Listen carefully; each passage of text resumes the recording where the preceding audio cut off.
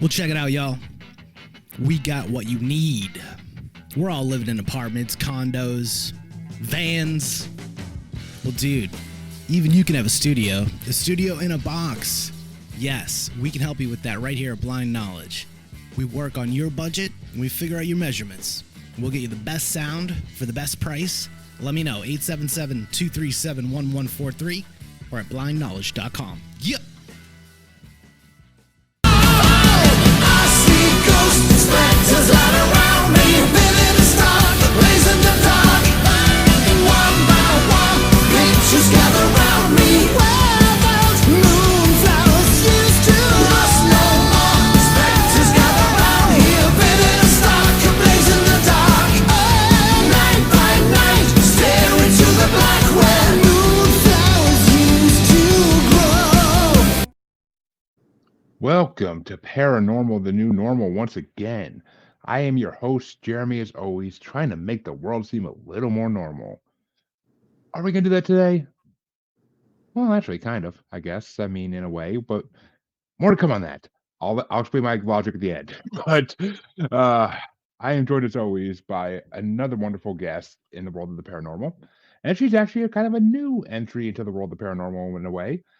My guest is Tamara Smith, who is a new paranormal author, and we are excited to have her and talk about her book and future books, possibly. Tamara, how you doing tonight? Yes, hi. Thank you for having me on. I'm very excited to be here today. And definitely, I am new to this whole thing. Definitely loved watching all the movies, TV shows, and all that other fun stuff growing up. It's always been a interest of mine, but to delve into it the way that I have now is definitely completely different from the norm.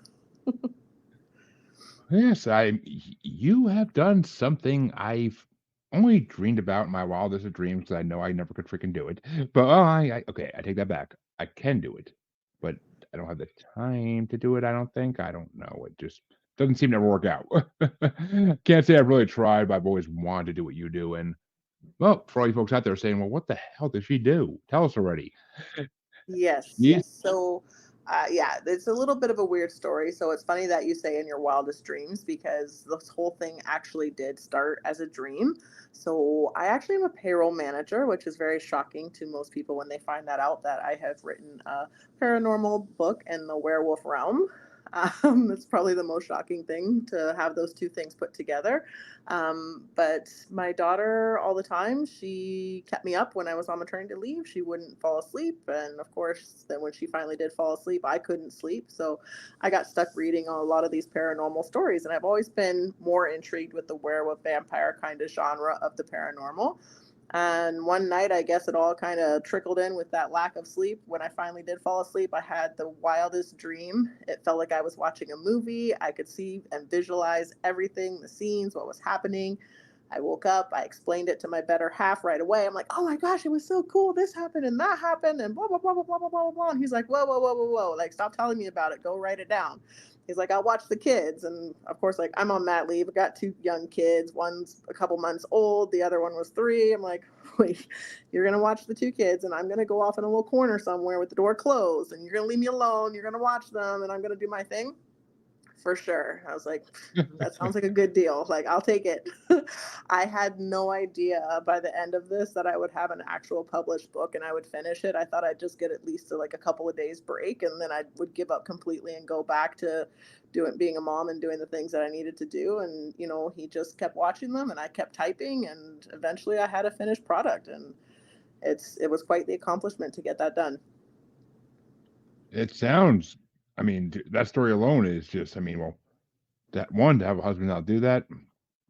Props to the husband because Yep. that's the type of thing. That's the type of thing I would do if my wife was ever so inclined to write a book in that moment. But and I mean, the fact you did a werewolf book just makes my heart soar into so many different places because I've been a fan of werewolf literature for a long time and vampire literature as long as it's not Twilight. I swear to God, as long as it's not Twilight, I'm good. But what was I gonna say? And we even don't. I have a thing for saying even we don't like the word werewolf on this show even because I prefer the real term dogmen. But Yes. You mentioned that.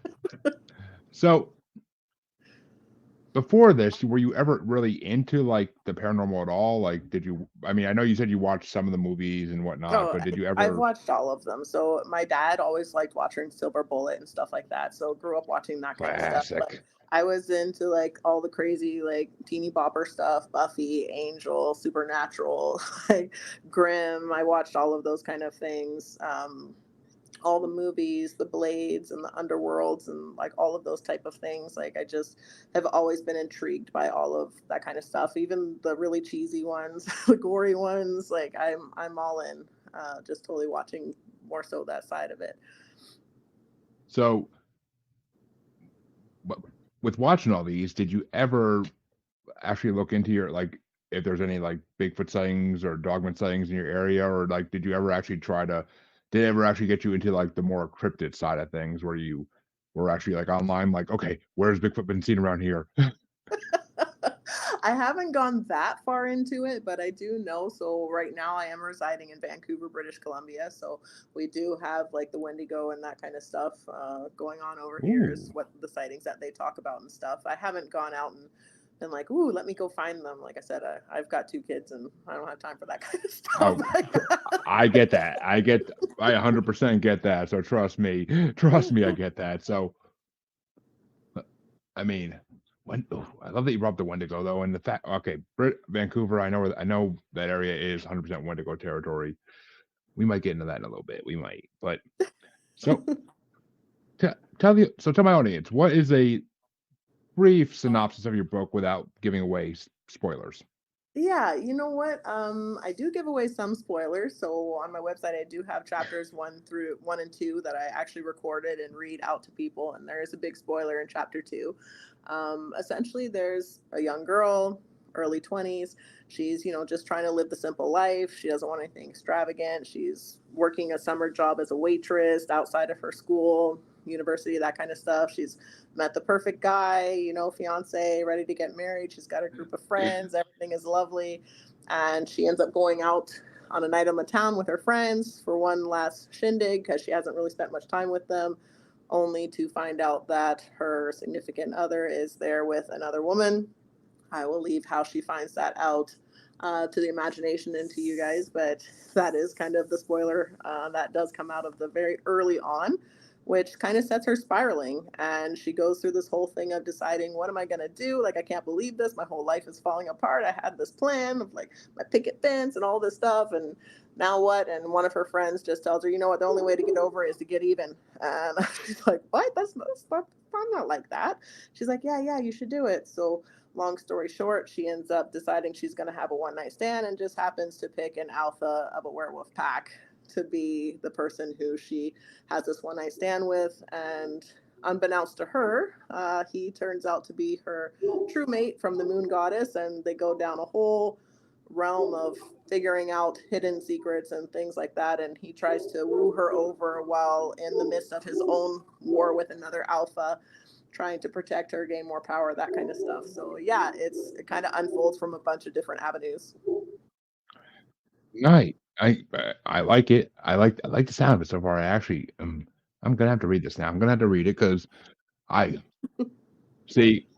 I almost kind of wish I read it in the last couple weeks before but know I wouldn't have finished it in that time. It takes me a month to finish a book at this point in my life, but at least, and that's if I actually spend like every day on my lunch break reading a little bit of it. But and that's the only way it happens. But so, so right now is it only werewolves, or did you throw in some other creatures of? Yeah, Your- so mostly werewolves. I did throw in a couple witches here and there in the first book. So I started writing this book, as I said. I just kind of brain dumped everything I saw in my head in the dream. I went to work. I just really jotted down, like, what did I see? Write it down. What did I see? Write it down in rough draft form. Just tried to dump everything out of my brain onto a piece of paper. And by the end of it, I was getting kind of far along, and I'm like, how many pages should a genre like this be? And I went and looked up some of like the normals, some of the books of what was going on, and realized that I had already exceeded the page count of like a normal size book. So I was like, oh, I have a lot more to write. So I'm pretty sure it's going to end up being 3 books. I only able to fit part of the story in the dream that I saw in my head into one so far. Um, so that was the first part. And then, you probably will get through it very quickly. I promise. It actually has big words in it, which a lot of people have told me they like. And I'm a little OCD when it comes to reading. I can't set a book down without finishing a chapter. It just bugs me to finish mid chapter. So I Hmm. actually made all the chapters short. So, 6, 7 pages, you can make it. You can finish it, right? You can go to the bathroom real quick. You can go on the bus real quick. The kids are in the bath. You can read it real fast. The chapter, it goes pretty quickly. But the feedback I'm getting is most people really are enjoying the story, whether they're in the genre, into the genre, not into the genre. They're liking the storyline of it. And the thing that I like about it, and that I like more so about a lot of the ones that I do watch, the ones that are a little bit more natural, that, yeah, you know what, this could happen. Like, there could be this whole society that's living alongside us and doing these things, and we may be completely oblivious to it. I mean, yeah, the type as that separator I am too. I like the short chapters. I mean, Stephen King tends not to do that. His chapters are long as freaking hell, and it drives me nuts because like I literally used to smoke a cigar every night and read like sit down and read the Stephen King book I was reading at that moment, and it'd be I could finish a cigar and still be in the same chapter and I'd be like, what the fuck? Like, Yeah, how is it possible? How is that possible? Like, it just doesn't make totally. sense. You Like, start looking back pages like, did I miss it? Did I keep reading past it? What happened? I'm trying to think of I'm trying to think what the I mean, it's J.K. Rowling kinda did that with Harry Potter, like, the chapters were shorter, like, they were like, you can get through a chapter in 20, 25 pages, and that's what you want, though, because then it's just, "Yeah, okay, if I got a chapter done, I can go back to work now or whatever and read the next chapter tomorrow," but I don't know, it's just sometimes I mean, as long as the chapters are packed, like, I don't like it when there's, like, a chapter and it's, like, 3 pages and, like, nothing happened, it's like I mean, yeah, Yeah, if it's like an if it's like an interlude thing, then yeah, sure, but I know no, some I authors who do I that. didn't do that. I wrote this book as a person who enjoys reading and wants things to happen and knows that things need to happen to keep someone interested in what they're going to want to continue to Mm. read it. Like I said, I'm not a writer. This is my first book. I literally just saw the screens in my head, put them down. Um, I don't know if you remember a lot of your dreams and stuff like that, but with my dreams, it's kind of here's a big scene, and then I'm in another big scene and another big scene. There's no like, how did I get from here to here? So I did have to kind of come up with that in my brain, like, how did this person get from like this step to that step? But filling in all those bridges, that took a little bit longer, but for the most part it came pretty naturally. And I think as people are reading the book, it comes very natural to them as well to follow along. The other Yeah. thing that they like is I have done it from different personas. So the heroine, you'll follow it through her view. For example, in the club, you'll be listening as her. She's like, "Oh, I'm seeing this, I'm seeing that," and then it'll switch over to the alpha's character, and like, "Oh, I smell this scent of like this," and like, "Wait, my mate is somewhere in here. Which one is she? I don't know." That kind of stuff. So I'll play some of the scenes over again so you can see it from different characters' perspectives. Oh, I love when books like this do that. I mean, Rochelle Mead did that. She was a big the guy who wrote the Inheritance cycle. I can't think was Christopher Paolini. They all did that too, where it's character based view. Like each chapter is a different character and like what's going on with them at that moment. And it to me that's a better book because it gives you a better view of everything. I mean, some authors will do a little backtracking and just be like, "Well, while this was happening," but I like it when it actually like says like the person's name, and then that way you know it's them, and Yes, it's not that's what confusing. happened to me when I was writing it. Exactly what you're saying. I started writing it from one person's point of view, and by the time I got to the fourth chapter, I'm like, wait, and how am I going to express what this person was feeling, what this person was saying and thinking in that moment? I can't without being them. So then I had to go back to the first chapter and rewrite those chapters. I mean, it works, it really works. But I'm kind of curious because when I said I don't like the word werewolf, I said I like the word dogman instead. You didn't even flinch, so I have a feeling you know what I'm talking about, and that's I kind of got me curious. Yeah, you know what? There's a honestly, even writing a book like this on the werewolves, like there's so many different takes on it. There's so many different things. Like, is the moon goddess called Celeste? Is she called Celine? I don't know, but everybody's got a different version. They can do different things. Some silver, some garlic, some this, some that. Like I just kind of took what I felt was realistic, what I felt made sense, and made a story out of it. Ooh, well, here's the real question to tell if you actually went the legend way or if you went the supposed realistic way of dogmen. Just do silver bullets affect it? It Silver bullets will be affecting. However, I went more with the wolf's bane in the first book than I did with the silver bullets. But yes, that will be coming a little bit later. interesting because I mean, well, Wolfsbane, I don't know if Wolfsbane actually works on dogmen or not. I haven't heard anything about that. We know silver bullets don't work because there's been many tales of people actually trying to get rid of dogmen and that didn't work. It just angers them. Yeah. But Yes. oh my So god. yeah, silver in general impacts these Hmm. werewolves.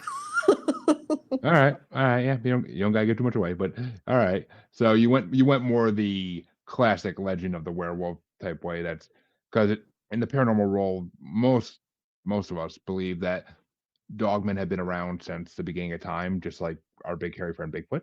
Yeah. And the idea of a werewolf kind of came from dogmen, and it just came from humans telling the story over and over again and adding parts to it to try and make it seem less scary and make it seem more relatable. But Yes. I mean, Well, it and just there's always evolution in stories, It's, yeah, what may true. have impacted someone at an earlier stage may not impact them, or maybe there's things that they can do. I had a friend who swore she was allergic to cats, and she told me, "Oh, yeah, I own a cat." And I'm like, "What do you mean? Didn't you tell me you were allergic?" And she's like, "Oh, yeah, you can, if you just get yourself into them and like hang around them enough, eventually that allergy will wear off." I'm like, I don't know if that's a thing. I was gonna say, I'm pretty sure that's not the way that works. But I mean, she believed it, so maybe there's something to say with the werewolves that wolfsbane, silver, those kind of things. Over time, they adapt to it the same way people adapt, and sickle cell to fight malaria. Who knows? I don't know. I mean, whatever floats your boat. That's what you gotta do. That type of stuff. Whatever floats your boats. Well, in Right? this, so you said you plan on writing a trilogy, basically. Yes. I mean, Yes. maybe more eventually. Maybe who knows? You could do spin-offs of characters and whatnot. I mean, I've seen it done before, and it works miraculously. Yes. But so, is there eventually going to be other cryptids or other legendary creatures thrown into these books, or is it going to stay pretty hard on the just werewolf aspect? Yeah, I think right now, werewolves for sure. There is going to be a much larger witch content moving forward through a little bit through book two and then going into book three as well. It's just a transition that the story took in my dream, so I'm going to stick with it and hope that everybody still likes it. But yes, that's those two are the main ones in this particular story. All right, which I mean, that's I gotta ask though, how long was this dream? Like, because you seem like to have a lot from it. I wish I knew. Honestly, I literally felt like I was watching a movie and I did not want to wake up. I wanted to keep watching it and find out what was going to happen. I was like, I need to know the end of this. How do I win? Like, I'm telling you, if I've had a dream like that in the last 10 years, even I don't remember it. That's just what? uh, I've always had them, to be honest, as a kid. Like, as a kid growing up, I always had these sort of dreams, good dreams, bad dreams, like Godzilla, all those things. Yep, they were there. I was fighting them. I was trying to escape, all those kind of things. And they were always very real to me. I always felt like I was in them. And I'd wake up screaming or I'd wake up happy or, whatever it was that was in the dream. I mean, sometimes I was able to sit on a unicorn and fly through the air and stuff like that. And I literally felt like I was actually flying through the air. So, I get them a lot less now than I did as a kid, but I definitely get them every now and then where it's just kind of like, oh, okay, this is great. kind of okay. Well, one, that's the kind of dream my daughter would love to have, I'm sure. But and I mean, have you ever considered the fact that you might be a lucid dreamer? And nope. Well, do you know what lucid dreaming is? No. It's basically when you can control your dreams. It's people who can recall their dreams fully and can control them, and sometimes in their dreams they can like really control it, like they control the narrative completely in the dream. Yes, So I, I do believe that I can do that. So sometimes if I see a dream not going the way that I want it to, it's almost like I hit a rewind button on the TV remote, kind of, and I'm like, no, no, no, this is not what's supposed to happen. It has to go like this. And even to the point where this is going to sound really weird, but I've had dreams where nightmares per se, where I'm laying on one side, maybe like my left side, and I'll be like, oh, that's like, I'll wake up from it, I'll turn over to the other side, and it will go away. But then sometime in the night, I turn back to the other side and the nightmare comes back right where I left off. I know, that it's crazy. no, no, I I find that highly fascinating in like a scientific way almost because it's. I mean, I've never.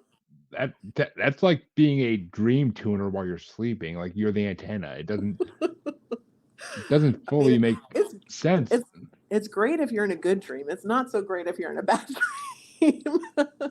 I mean, at least you know all you gotta do is wake up and turn over, and you'll go back to the dream you want to be in. But I've never heard of that. That's insane. Like that's Yeah. I know people who would love to have that power because they have what do you call them? God, I can't even think what the hell they're called, but very bad nightmares basically. And Mhm.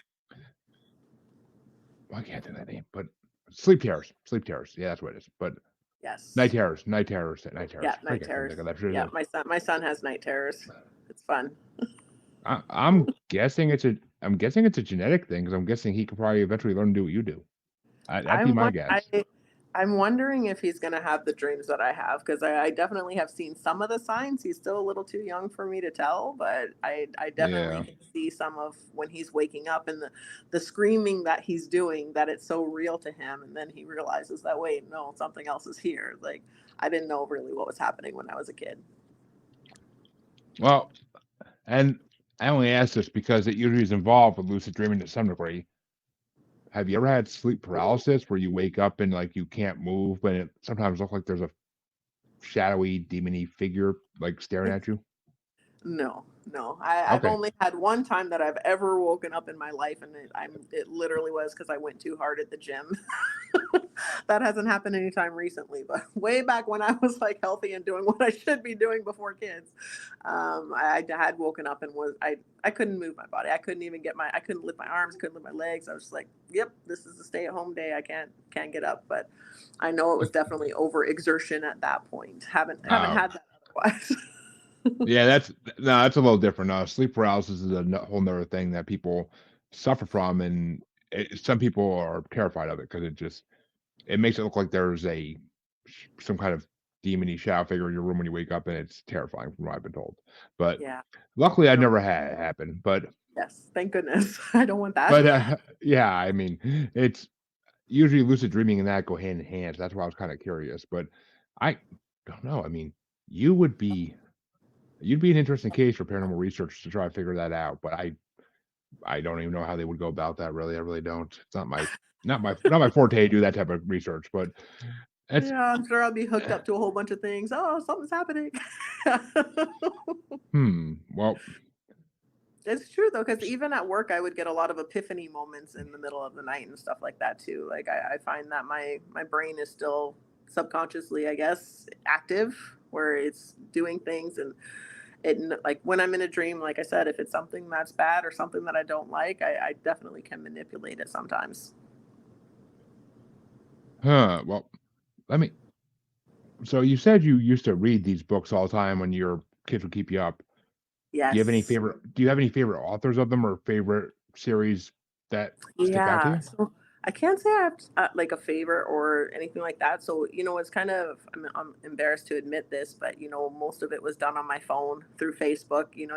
I picked one of those streaming books. I just picked one, and now I get them all the time. And I read the first couple pages and I'm like addicted. I'm so bad. I think I have an addictive personality when it comes to these things because I need to know what happens. And I put money into it and I read the next page, and then I try to wait and just do like one chapter at a time, earning like coins by checking in every day, and it's so frustrating. But I do it anyways. and, and it was those stories that I got addicted to because they were right at my hands, like my kid is sleeping next to me in the bed. I got to be quiet. I got to be silent. I can't turn on the light and open everything up. So I put it on kind of like the moon, like dark setting, as I could get it on my phone and just be reading and streaming it right there from whatever starry novel, web novel, Wattpad I could download and have. Yeah, I mean that's the great thing about technology. I mean, being able to read a book on Kindle is the greatest thing ever. I mean, yeah, I like holding a book in my hand as much as the next person, but you can't do things while you're Yeah. doing that. Even to like get a sip of your drink, it's like you have to figure out how to like freaking move everything around, put it down in your leg, hope it doesn't fall over and lose your place. Like it's just I a know. And then complete I pain in spilled it the all over my ass. book. I can't read anything. I mean, with your phone, it's just like, okay, bookmark this for a second. Thank you, thank you. Good. Like it's just move the kid while holding the phone. Yeah, I can do that too. Like I it's know. just And it uh, remembers what chapter I was on if it accidentally closes. yeah. I mean, yeah. And if you literally can open it again right away, it'll go right to where you left off. It won't even close out the app. It's great. It's great. It's technology at its greatest. That's one of the only good things about technology nowadays, if you ask me. But I don't know. Yes. It's just So I so. probably read too many of them, and then my brain just started going and thinking and meshing all these things together and coming up with its own ideals. Well, I mean, eventually, if you read enough of the same genre, you're going to start putting together in your head like what you would have done differently. Like you create like the perfect book of all the ones you read and everything they were lacking. You can add in that you could think of. So it's. Yes. I mean, it literally is fan fiction, but done in the greatest like form because I mean you got published, so obviously it's great fan fiction almost in a way, but it's just Yeah. I don't know. I Well, and it's so I true. So I think a couple of Christmases ago, I got sick, and I before my kids, so it's probably like 6 years ago, and I binge watched The Walking Dead. It's oof, a really bad thing to binge watch. I'm just telling you. Like, I I think believe it. after I watched like 5 or 6 seasons, and I literally was walking around going like, okay, if this person turned into a zombie, what would I do? If they broke through my door, how would I like get out of this predicament that I'm in this basement suite at the time? I was like, I was really going like stir crazy in my head, like this, like what if this happened? How would I do it? Like what would I do? And I was really morphing that into almost everything that I did for like the next 2 days when I finally like left my house after being sick. Nice. I mean, it's to be expected. And yeah, I trust me. I have binged The Walking Dead, and it's not a bingeable series in my opinion either. No, it's just it's too slow moving and too boring. You're wasting. Like it would just be hours of people talking sometimes, and it's just like I mean, at least if you binge Supernatural or something, it's at least entertaining the whole time. But I mean, I honestly don't know how Walking Dead went on as long as it did. I really don't. I have to stop watching it and go back into it every so often because it's just like, ugh. Like Well, I love it, but I think the beginning of the seasons and the end of the seasons, and then they had like one episode in the middle, so it was kind of like dry, whoa, dry, yeah, whoa. basically, I mean, that's basically the formula they use is something big happens every 4 to 5 episodes, and it's just Yes. and then right when it gets good, to be continued in 6 months. Oh fuck you, like don't do that Yeah. to me. Don't do that to me. Yeah, Uh, totally. I forget what show that was I was watching and they did that and I literally like almost got off the couch and threw something. I was like, no, no. I think a lot of them do that now. Yeah, they well, I mean, sometimes I mean I mean, Stranger Things, they always end the season on like with really no cliffhanger. Like there's really no cliffhanger at the end of the season. Like they give you a little one, but it's not like it's like a who cares one. Like I we kind of knew that was gonna happen. I always think those are the ones where they're not sure if it's going to get picked up for another season or not, so they don't want to leave us hanging too much. Well, I mean, there are some series that went off on cliffhangers completely and never came back. So it's just I don't know. It's the way of the art. You don't know if your show's gonna get picked up ever unless you have a multi-season deal. Which I mean, Stranger Things did, but they still ended the seasons that way just because. Yeah. But I don't know. But speaking of TV and movies, would you like to see your trilogy, once it's completed, become a TV series or movies I eventually? feel like that would be awesome. So it's kind of funny because when I tell people about it, I'm like, yeah, it played in my head like I was watching a movie. And they're like, but you wrote it into a book. I'm like, well, yeah, because what else was I going to do? I can't film my own movie, right? Like, I don't have that kind of money. And I mean, have you seen some of the horror movies that are out there? I'm pretty sure you could do a better job than they did. yeah, I've seen a few. I remember watching my friend and I think we were in the eighth grade or something. We're like, we're gonna watch a scary movie, and every time something scary was about to happen, it had these red flashes on the screen to warn you. We're like, what is this? That's what the Yeah, heck? that was the yes, I have seen some bad ones, but yeah, I mean, I've had people who are reading it and stuff. Like I said, very good feedback. It was my first book, so I did make a couple of little things that I've learned from, of course. Like, I probably should have forked out the dough for a little extra editing and stuff. I know that now. So the next one will be even better. But the storyline itself, I'm getting really good feedback, and I've had people tell me, like, I can see this into a movie, or I can, like, I'm watching something on Netflix and this is much better than that. You know, like, this should get picked up and stuff. So that is something that I am hearing out there, but it just is a matter of me getting the marketing and all of that fun stuff out there to get it known Oh, of and course. see where I can go and if I can actually finish the second one now that I'm back at work full time. Well, I mean, I'm glad I for one, I'm glad I can get you on the show to help promote this book, and I definitely am going to be reading it myself because and once I do read it, once I do read it, I will want you back on when the second one's about to be released, so I can kind of try to pick at things, but and see if I can Absolutely. guess. I'm good at that sometimes, but we'll see. But I got to if it was to get put into, say, a TV series, because all this stuff is TV series nowadays, they don't do these Hmm. in movies anymore. Yeah. Who would be who would you want to play your leads? Oh, wow. I love asking authors this question because it feels like a lot they don't think about it enough. Some of them. I don't think about it. And what's so funny is when I have my dreams, and like, this is something I've actually talked about openly, is I don't ever picture the people. Like, I don't picture, like, I can tell you what they were wearing.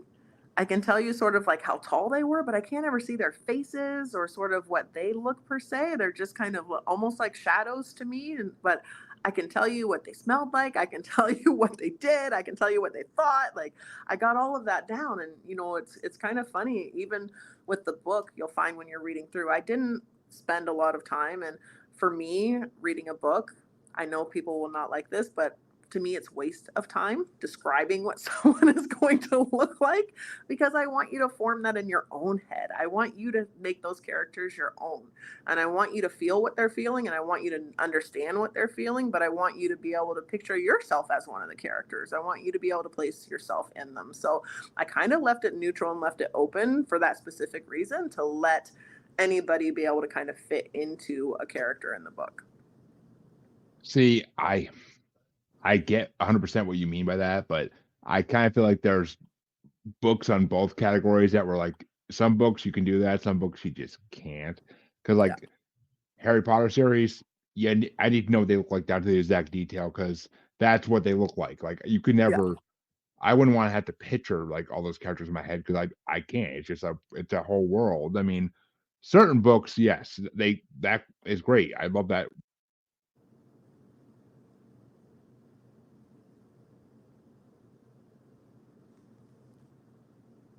Oh, did you cut out on me a little bit? There we go. All right. When I'm in the middle of shows, but what I was saying, like, I mean, so like, yeah, certain book series they have to do that. Other book series, like, let's go back to my boy Stephen King. When he describes somebody's like dimples down to like how many centimeters big they are, it's like, come on, dude, come on. Yes. Get to the next thing in the book. I don't need 5 chapters describing what someone's house looks like. Yes. Oh my god. I mean, sometimes I love reading Stephen King, but sometimes it's just like, how many more pages of this? Oh god, shoot me down. Like, it takes a good. I mean, you read it. It takes literally about 2 hours of reading to get to the good parts. Like literally. Yes. I mean, it's fascinating everything he's telling you, but you could have condensed it down a little, Steve. Sorry, you could have, but it's just. Yeah. I get that it's his style of writing, but still, at the end of the day, it's just like, why? Why? Like, I mean, what? Yeah. Well, even though I didn't describe them, people, I promise you, when you read this book, you'll be able to put yourself into it. Because my mom, she can't stand the genre at all. She's completely away from it. She read the book, she loved it. And one of the parts that she described, she was like, when they turn into the werewolves and I'm describing how they're running through the forest for the first time after the first shift, and they can feel like the paws on the ground and hear like the thunder and hear the trees and hear everything coming into them and feel the wind on their face. She was like, I felt like I could do that. Like I could be there. Like I wanted to be there. So she was able to put herself into sort of the visualization of being in a wolf form. And for my mom, who hates the genre, to be able to do that, I know anybody here can do that and enjoy the book. I mean, that means your words have power. Basically, that's all it means. Is because, I mean, I could easily picture myself as an alpha werewolf any day of the week. I don't need a book to do that even. But so I mean, it's just the way it goes. But some people need that little bit of cueing and to feel like they're in the story. I mean, they don't have the imagination to do it otherwise, I guess it'd be the best way to put it. But so I don't know. I gotta read your book now because I'm curious as hell about it, and I love a good werewolf book. I do. I mean, so but what would you say for the listeners who want to possibly let younger people read it? What's your book rated? Would you say, like, if you had to give it a rating? Yeah, I probably wouldn't let younger people read it. There is some sexual content. I will put that right out there. It's a werewolf book. They have maids, and like they get a little freaky deaky. So, and some of that I do go into describing. So, I have nieces around 13 and stuff like that. They are not allowed to read this book. Okay, so save it for the older crowd. Well, that's why I like to ask that question about these types of books, because that way, if these parents that listen to my show want to give it to their kids, they might think twice about it. But yes, please think twice. I do warn you before at the beginning of the chapters, I do put sexual content in parentheses so that parents are aware. If they just want to skip and gloss over those aspects, they can. Yeah, I mean, but a book like that, you gotta have it, in my opinion. Otherwise, it's like, what's the point? I mean, yeah, it's still about werewolves, but I mean, it's not. It feels like it's missing a chunk of it. They don't do that. And plus, I mean, it's not like you're writing pure Bigfoot or werewolf erotica or anything like that. Like you can find on Amazon and that. I swear to God, the one time I listened to an author get interviewed on a podcast as a Bigfoot erotica author, I Amazoned Bigfoot erotica, and oh my God, the amount of results that came back, I was like, really? What is wrong with this world? Wow, I'm shocked. I was too, and it's become a hot topic on my other paranormal podcast. It's become a hot topic now because we keep joking around saying when we run out of ideas, we're going to sit there and read Bigfoot erotica. It's free on Amazon as a part of our episodes. For sure. But I did mention in the beginning when I told you about the book that she goes and has a one-night stand with him. So, I do kind of have to describe that a little bit, Well, I don't know. It could have been one of those like old sitcom things where that's where it fades to black and then next chapter opens up the next morning. Yeah. And the door closes. Yeah. Exactly. You see a werewolf hand come out and put the do not disturb sign on the door. Yeah, I mean, that's comedy gold right there. That's comedy gold. See, this is why I should write sitcoms. But I don't know. Once I read it, I guarantee I'll be able to be like, okay, this character needs a spinoff. This character needs a spinoff. This character needs. You can tell me which ones need a spinoff for sure. I'll take that feedback. This character needs to be a vampire buddy cop spinoff. I don't know. I'll try to think of some ideas for it when I read your book. I definitely will, and I'll absolutely. I mean, I have been reading the second book in Stephen King's Dark Tower series, but it's been taking me a long time because it's freaking. I literally will sit there and read 10 pages about him sitting on the beach, and I was like, why? Like, where's the actual storyline? What the hell? But Okay, well, I can tell you this book, it's only 250 pages, okay? ooh, I like this. I like And you can see, I'll show you. The words are pretty big, so you actually feel like you're making progress when you're reading. Well, that's good. I mean, those are the type of books I like to read, because for adults who work full-time jobs and have children and all that, we don't get time to read unless we have nannies, and no one I know is rich enough for that. So, but No. so Well, I had someone tell me, they were like, "Oh, I'm so glad that you have the short chapters. I can read it on the bus, and then when I get off, I can finish off like the last page or whatever, and then I can go. Like I'm not stuck like halfway and can't get it done." I was like, "You're welcome. I did that for me, but you're welcome." well, I mean, you must have your needs match the needs of the many, apparently. So it works. It works. So speaking of that book, where can people find that book, and where can they find you if they want to give you a commentary or tell you something they think should be done? So the easiest way to get a hold of the book is through our friend Amazon. So I did go through self-publishing through a place called Book Baby, and it's everywhere. I mean, you can go to I don't know, Chapters if you're in Canada. You can go to Barnes and Noble if you're in the States. But I find Amazon Canada, Amazon US, UK, France. It's all over all the Amazon and a bunch of other things online. But that's usually the best and quickest bet. And if you want to reach out to me, my website is tamaradsmith.com. And I have lots of information on there. You can get the first 2 chapters for free. If you sign up for my newsletter, you can get chapters 3 and 4 also. And when you get those, you can also get the audio versions. I have read them out. So if you don't have time to read, you can at least listen and see if it's something that intrigues you. And if you don't know anything about werewolf lore, or you want to know the werewolf lore that I use in the book, I also have some references in my blog of where I came up with some of the ideas, and also a little cheat sheet of what werewolf lore applies to my book. Well, there you go.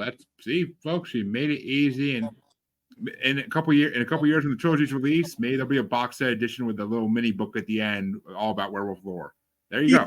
Yes, sure. I just gave you an idea. There you go. I know it might grow. I know. That was something I had to keep track of my own self, even my character list and stuff like that. I had on the side, like, okay, this character is this person, because I had to keep referring back. I'm like, yeah, okay. I'm like, how do people do this? Like, I'm a novice at this, and I didn't get any feedback or help with this, and I'm like, I just kind of had to do my own thing, but I don't know if I did it the way everybody else does it, but somehow I got it done. Well, I mean, that's the key right there. You don't want to do it like everybody else does, because then it's not original. It's not you, and that's what you want. I mean, and obviously you publish it and it's selling, and people are loving it. So there you go. Yes. Job accomplished. And but that right there, that's part of the reason I never tried writing a book, even because trying to keep track of the characters is the part that I always dreaded. Like, especially in some of these books where you have like 50 characters, and it's just like, how did J.K. Rowling think of all these at the same time? And like, it's trying to keep all these characters straight. There's so many like one-off characters. You know what? I'd like to think that other people had to write legends the same way that I did. I literally had to write down the names and be like, okay, this is this person's name. This is who they are. This is what their wolf's name is. Because in mine, the wolves have their own personalities as well. So each one of them has a name, and they have different points of view as well, and certain things that happen. So it's not just the alphas or the human counterparts of the werewolf that we're discussing and talking and stuff. It is the werewolf version as well. Nice.